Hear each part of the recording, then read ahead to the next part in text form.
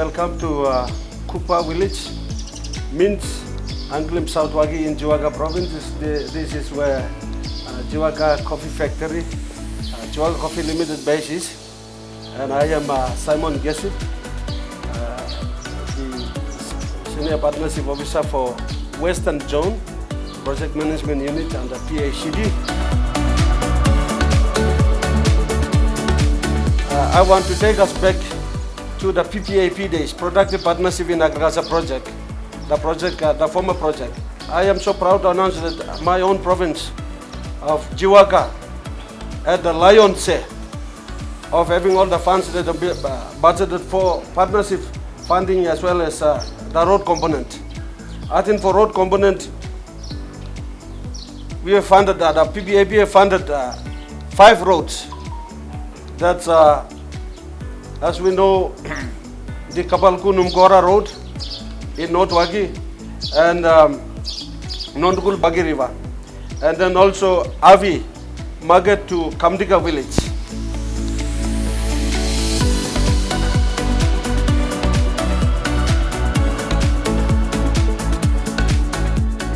So thankful to Mr. Punaka that if it was for other people, they might say, we have given enough to Jiwaka. There are so many other provinces that will also benefit, but Adun is seeing that the potentials are there. Therefore, I really thank under the current partnership funding that we released, we funded, PACD has funded 24 partnerships throughout the country in Morobe, Eastern Islands, Simbu, Jiwaka and Western Islands. Out of the 24, 10 are from the Western Zone, which ANI is also being supported, and 2 piggery projects in the Minj also being supported and funded. And we also have spice, Minkini organic spice, so actually is based out of Western Islands, but the farming and the office administration is established in Jiwaka. That's where we feel it is important to fund this particular spice groups, because the money must be trailed down to the farmers, and it is important that the farmers are located in Jiwaka province, this are being funded. So this is just a brief of the project being funded under PACD and passed under PPAP and now under PACD, and we continue to stand up with the farmers. And I'm so glad to announce here that like PACD is currently not basically plugging farmers out of along the road, but we are looking at farmers that are based in the very, very remote, disadvantaged areas, like the 2 groups in Jimmy. Although we did, under PPAP, we funded twice one particular group to the tune of 5.7 million. And we experienced bad road, we experienced difficulties in movement of coffee. We continue to see that potential there, so PACD has funded another 2 more groups in Jimmy this year. So with that, before I leave it over to Emma, just a bit of introduction here. Emma is doing honey coffee only. She is only processing honey coffee, and under PPAP, we tried one particular group. That's from Mount Ambara Plantation, Nunga Plantation, and a couple of block holders, 10 block holders on the border of Day and Agan Central. And Emma, she was conducting a very, very honest business. She assisted the farmers to sell at least almost 473 drinking bags. But she topped it up and then sent 1 container. And then from there we saw that we have seen a difference in the pricing that the farmers took. And now, well, after seeing this one, we are trying to do honey with Emma. And because she's been struggling, as she had a dream to become an exporter, and I know that she experienced some difficulties that PACD came in. And then if she becomes exporter, that will definitely pave a way for our farmers. And I'm preparing at least 7 groups here, Western Zone, to participate in doing honey coffee this year, from next year onwards.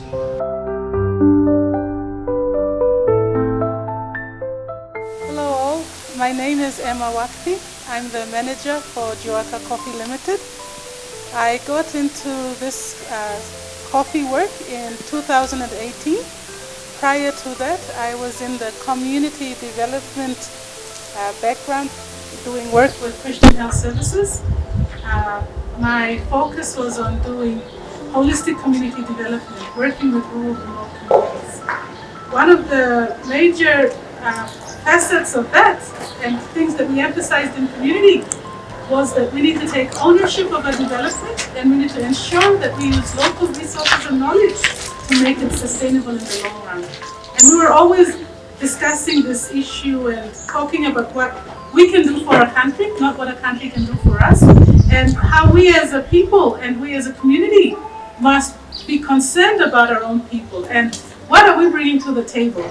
So as we were talking like this, and as I was discussing this with our group, we're a network of people called Eden, Effective Development Empowering Our Nation. And we were always talking about, okay, we're saying this, but we're always looking overseas to get funding to do development work. And that's not right, because we're telling our communities to do ownership and sustainability. And so we said, okay, let's look at ourselves. What have we got that we can bring to the table to be able to do this work? And when I looked back at my family and my community in my area, we had this dry mill set up in 2000 that was doing just commodity coffee, buying buying parchment from the farmers, drying them, taking it down to Goroka, selling it, making money. And then we're like, no, what can we use this to fund the work that we're doing in community development? Because a lot of our work that we're doing, the funding that comes from NGOs and donor organizations and our government is on projects and programs. But the difficulty that we have is logistics. Hiring and chartering planes, buying Zoom for our models to go out to the islands. You know, like Milne Bay is almost 98% maritime. Swamplands in Western Province, Gulf is another challenge. We don't want to bring people in. It's costly. You're getting them sitting there, paying all these sitting fees and allowances. We want to get our people out there, stay 2 or 3 weeks out in the remote areas and then come back. But there's no funding for that. So we said, okay, what can we do to help support logistics? I came back and I talked with my family and the directors with just a locally owned Jiwaka Coffee. And I said, look, this is what I want. We have a group called Eden. It's housed under Christian Health Services. They're going out, they're chartering planes, they're buying Zoom. All this is very costly, but they're getting the workers out. And we're tapping into existing organizations that are there, church health organizations, health centers, sub-centers, aid posts, that people are there that can do the work in the communities. So we just need to get them out. Can we set up something that we can do? They said, okay, if that's what you want to do, dry mill stuff, what is your idea? Okay, I said, give me 5 years. Let me talk to my network. Let's get this going. We talked, and we had some people within the network that were doing coffee. And I told them, well, I have coffee. I'm thinking of just buying parchment, selling greens, doing this. And one of the people within my network said, hold up. There's a really good market coming out now on specialty coffee. And it doesn't require you doing big stuff, but it requires you going in depth with your communities. And I'm like, that's fine, because that's what we're doing. So he said, okay, I'll give you a bit of training in specialty coffee, and this is how you do it. And so we looked at honey coffee and natural coffees. And we knew that because we're so small, our funding and the way that we're going to make money is not going to be big, because it's just a small SME. So we said, let's start with this, let's work with who we know, and we'll go from there. And so we made sure that we're niche. You'll see that our setup, it's not like a normal wet mill factory setup, because we were totally focused on it being a niche setup, a small setup that will help work with communities only. So this is where our wet mill is set up now, and how our wet mill came about. The other good thing about that was because of the Community Development Network, I was able to have market access.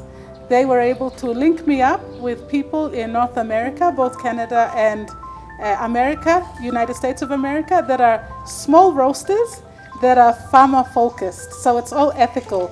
I have to look at pricing. They hold me accountable to pricing.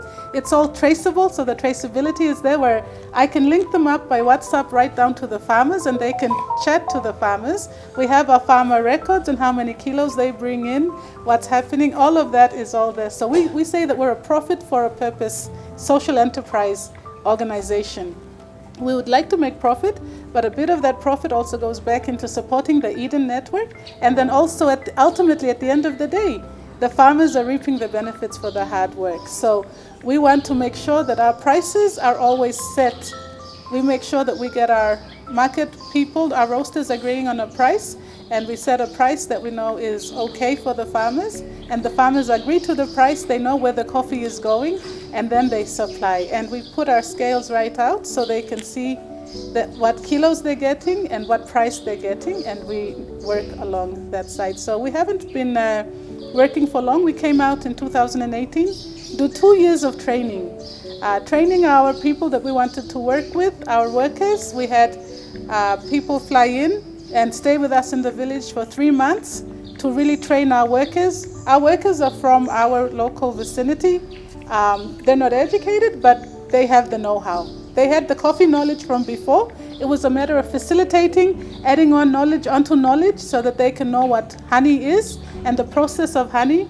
They can know what natural coffee is and the process of natural coffee, contextualizing the science behind the drying and the processing of the coffee, because a lot of times we don't explain to our people the whys. We just tell them, price go up, price go down, bring him coffee, come. And that's all they know. So they don't value the coffee. But what's the science behind the coffee? Time em rain, no can go pick him coffee. Plenty wara stop, sugar em no stop. Time em dry, wara go down, sugar level come on top, you can pick him coffee. Just basics of just helping them understand. Wara block coffee you put him go, there's a machine that a refractometer that we took, brought the farmers in. They can see the level of sugar content in the coffee so they understand why that they have to pick coffee when it's dry, not when it's raining and wet. And just these kind of things that over 2 years, Mipla Tok Tok CIC, story go, until they understand why they have to pick maroon coffee. So we don't have problems now with our farmers bringing us maroon coffee. They don't pick green or yellow because they know that they can keep that on the tree and keep picking when it ripens. So every 2 weeks, just like a teacher or a nurse in the community goes to the bank to get their fortnight, they can come and get the fortnight at the factory every 2 weeks because they're constantly picking maroon coffees. And so it's a matter of engaging with community. We don't buy roadside because our focus is engagement with the community. Once we get the coffee here, we're also wanting to follow up with the community. What are you doing with your money? How are you budgeting it? We're concerned about households because when you talk about development, you need to understand that households are what cause a country to stand firm. And if a household is not firm, and if a family is not intact, how can you talk about bigger development things? So our focus is really right down to the household because the household has the coffee at the backyard that they can pick and bring back. So we all know that PNG is, the majority of the export that's going out is smallholder farmers. And smallholder farmers, they can do so much for themselves, but we just need to facilitate that and help them to understand what coffee can do for them. Rather than just talk about price and being price givers and price takers, what does coffee do for you? And how does that work? And so with natural and honey, because it was a new process, it's a niche process, the farmers were interested. We could sit and really talk about how we do that and how it's more environmentally friendly. So we're aware of the SDGs, we're aware of the 2050 government plans, we're aware of the coffee industry's plans. And so we're taking all these policies that are up here and then we're kind of encapsulating it, contextualizing it, and bringing it right down to the individual, to the household, so that the households understand that if I do A, B, C, and D, then I get this price. But as they're doing that, we're hitting our climate change and climate issues. We're hitting our, in community development issues. We're talking about infrastructure. All these things will come in once the individual understands the value of coffee and how they can do it. So Jiwaka Coffee wants to facilitate that. But as with all businesses, we're struggling with capital. And with inflation and everything else that's happening, just getting the revolving cash going to get the coffee from the farmers, to be honest and upfront with the farmers as well. What we know, our farmers know. There's no hiding of information. because we're less than 1% of the coffee supply to the world. If we want to improve PNG quality and consistency in supply, our farmers have got to get on board, and they've got to understand why we're asking them to do what they're doing. And so that's why we transfer all knowledge. So if I bring a farmer here, or even if our workers are out there, if you ask me a question about coffee and the process of honey and natural and why we do it and why our market wants it, the answer I give you, my workers will be able to give you, and our farmers in the fields will be able to give you as well, because we want us all to have that same understanding. But because we have that market access, we're able to pull them in with us and then take their stories from the tree right down to the roaster, and the roaster takes it right down to the cafe owners that they can do it down at the cup. And then if the people that are drinking coffee in Canada or America want to see the farmers, they have the numbers and they can ring them direct. That's what we have achieved, and that's what we want to sustain. But it's in the sustaining and the longevity of it that's really, really a struggle for us, because it requires turnovers. So once we sell coffee, the money comes in, we have to wait, the farmers need to sell because they have the needs. All of those things are hard, and so we're slowly trying to get on board with that. And I'm really thankful for PACD, because they came in with all their groups now, with these 8 groups of farmers, and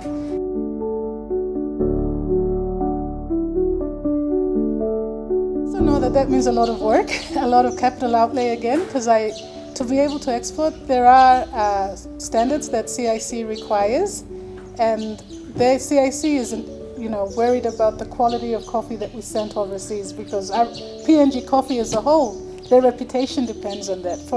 So for exporters to be able to sell, we have to be able to do what they want us to do, which is to set up a good coffee lab, really know our coffee, have a warehouse to really store our coffee well, all these little requirements that they require us to do. We have to tick all the boxes, and then we'll get that. And I'm willing to put in the work to do that so that we can export. But it requires time and money. So as we are able to, then we tick one box off at a time. So I'm excited to see how we can work together to fast track that process. We PNG people, we tend to underestimate our own people, and we shouldn't. Our people are some of the most intelligent people there are, and the most imaginative people there are. When you give them an idea and when you show them something, they take it and they twist it and they can make something better than what you always, you talked out with. So the knowledge of coffee is there already. And how to do coffee, they have the art behind the coffee.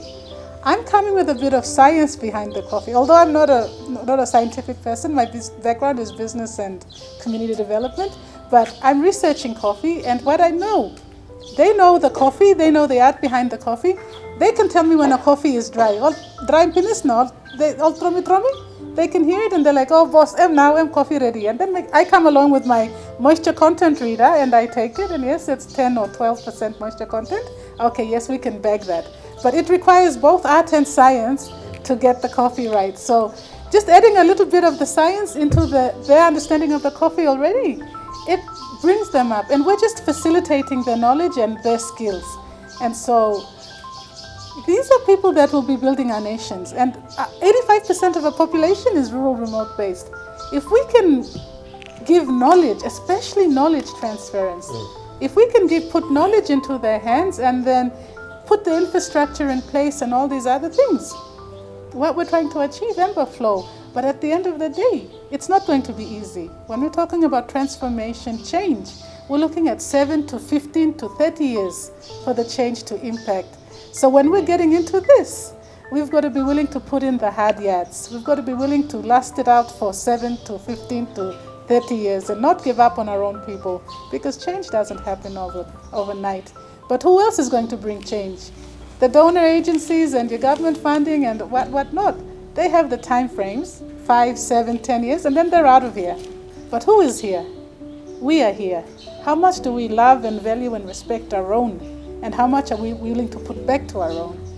I could be out there in the city doing another work, but I feel that this is where I'm supposed to be. So where you know your calling is, when your heart pull is, follow that, and let's build back into our own people. We are not going to leave these Papua New Guineans behind. Whatever money that the government has got to grow this industry, These are the SMEs we identify and support them. She's not talking about 5 million kina. She's not talking about 10 million kina. It could be 500,000 kina. Just she may require to another 500,000 kina to get her to the stage. So what is 500,000 kina when she exports and bring in 10, 15, 20 million kina direct here? So while the project, which is a government project that we are running now, PACD, we are limited with funding. All our funding has already been allocated. We don't have another money. I'm really looking forward for our government. Our coffee ministry is here. I'm very happy. I'm very happy that I've been talking with them and they've been talking positively. If we are able to get some money outside from the government, from the project funding, from PPAP funding. Yesterday we had Kundiawa. He needs another Jiwaka Coffee, roughly about 500,000 kina to get his factory wrapped. Not more than that. I know that because we've been to Anego for 432,000 kina, a factory that has not been functional for 15 years. All of a sudden we'll now be processing and coffee to green bean and export. Just for a lousy 432,000 kina on the project. So I really want to see that support. We in the industry should go out and identify these champions and support them so that they come to a point, support them to export. Because they're going to be bringing 100% of the export funding into the country. Currently now what's happening is, as you heard on Monday from our COO, Stephen Tumai, when our foreign-owned companies operating and exporting, when they register the FOB in lei, the price they export, that is what we have in the CIC record. The actual income from that export is recorded by the Bank of PNG. And in many cases, I don't believe they correlate. For example, if they're saying they're going to bring in 50 million kina from that export, I doubt that 50 million kina hits Bank of PNG. Because they're the parent company operating overseas. They only bring in back the operational funds. When we get more Papua New Guineans into the export space, if they sign contract for 50 million kina in their export office, the 15 million kina hits the Bank of PNG. That what does it do to the forex of this country? So for lousy investment of 500,000 kina, all this, we identify them and support these MSMEs and SMEs in the coffee space. We stand to grow this industry, bring more money into this industry. It's currently hitting a top weight around 1 billion kina, but hovering between 500 million to that. We can easily, government is talking about bringing 3 billion kina into this country in this plan, NASP and all this. Yes, they're talking very big out there. The reality is, let's identify this one and invest. We are on the ground. I know consultants, or consultants, I may call them. I stand to be corrected, and I want them to challenge me. Who are based in Mosby and advising on coffee development in this country. I'm on the ground. I know where investment should be done. Exchange rate, US 10 would be around, what, 30 kina per kilo? Roughly, yes. Roughly, and US $8 is about 24 kina per kilo. While the conventional market FOB price in lei, selling the other coffees, would be about 15 kina per kilogram green bean, up to 15 to 20, or even, from some why it takes about 10. Current price has gone up, but that's what it has been. So you can, for the point, case in point is you can quickly see that there is a significant increase in the price. 30 kina per kilo 15 kina per kilo from this specialty coffee that she's producing for me with the farmers. She then transfers that good amount of money back to the farmers. So it only goes to motivate the farmers to produce more of that, double the increase in their coffee production. So they spend more time in the coffee tree, in the coffee garden, and they pay attention to details from the training they get, so they get it right. So this is a product that she's been doing. We've been here a couple of times and finally got her right at the end. She didn't apply, but anyway, there was a system in place to get her and be part of this 3.2. She's talked about export license. We are determined, I am determined, that she will apply for export license this time next year. So that Thank you. she will be an exporter. Thank you. Thank you. 2021, it was just our first container off. Actually, the highest sales was just 100 bags to South Korea, but they were willing to pay a really good price for that, premium price, US $10 per kilo.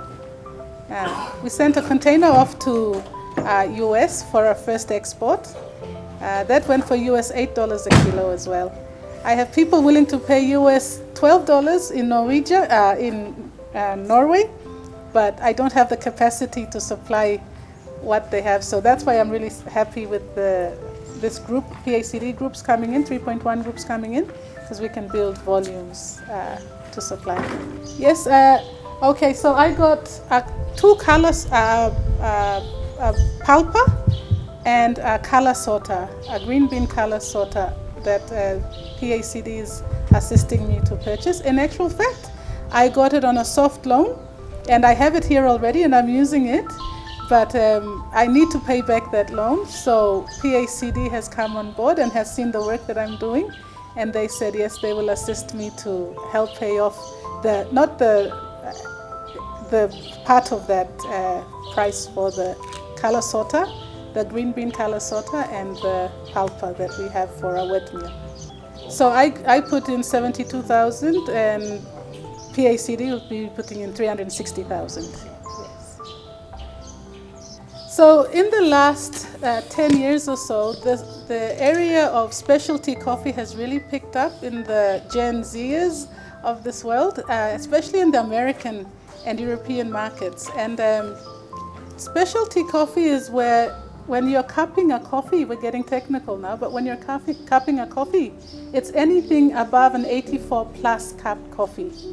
And that requires elevation of the coffee, the time it takes for the coffee to ripen, things like that. And then when you pick the coffee, how you protect the coffee from when it's picked from the tree, the quality of the coffee, how you protect it right up until it's sealed in a green bean bag, sitting in a container and going out to market.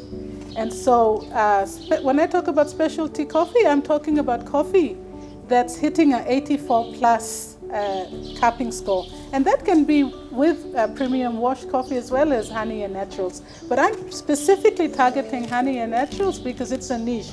Our PNG market does not focus on honey and naturals. And so as a small SME, I can't compete with the big guys, but I can do this and do it well and produce quality. So when I say natural coffee, it's when the farmers just go to the trees and pick maroon coffees, bring it to me within our window of 8 to 12 hours, because once you pick the coffee from the tree, the fermentation process has already begun. And so we need them to bring the cherries quickly to the factory. Once we get it to the factory and weighed, then we wash it, float it, and then we put it straight onto the beds as is. So it's straight from the cherry picking from the tree to the drying beds, and then we're drying with the just as the cherry is itself. So that's what, when I say natural coffee, that's what I mean. When I say honey coffee, again, picking, getting it to me in the right time frame, but then we pulp it. We pulp it, but we don't wash it. We take it as is with the mucilage, and we put it right to the bed. So it dries with the mucilage. And The science behind that is that it adds another different quality of flavor onto that, and then there's the sugar that's in the mucilage gets absorbed into the green bean, and then all of that gives it another flavor to your washed coffee. If you don't do it well, it can be dangerous and it doesn't taste as good. But if you do it well, you get a great flavor, another kind of flavor to the washed coffee, more acidic, not less acidic, things like that in the coffee speak that the specialty coffee people are looking for and they enjoy, and they're willing to pay a bit of a premium price on that. So we can transfer that back to our farmers as well. We've recorded some, it's 900 plus smallholder farmers. They will give as they come. Some bring just 1 bucket, 15 kilos. Some will bring 100 kilos. Some will bring tonnage. So it's different farmers, 900 plus farmers that we have a record of, and the volume depends on how much coffee they have out there. So, working in Western Highlands and Jiwaka province, both provinces.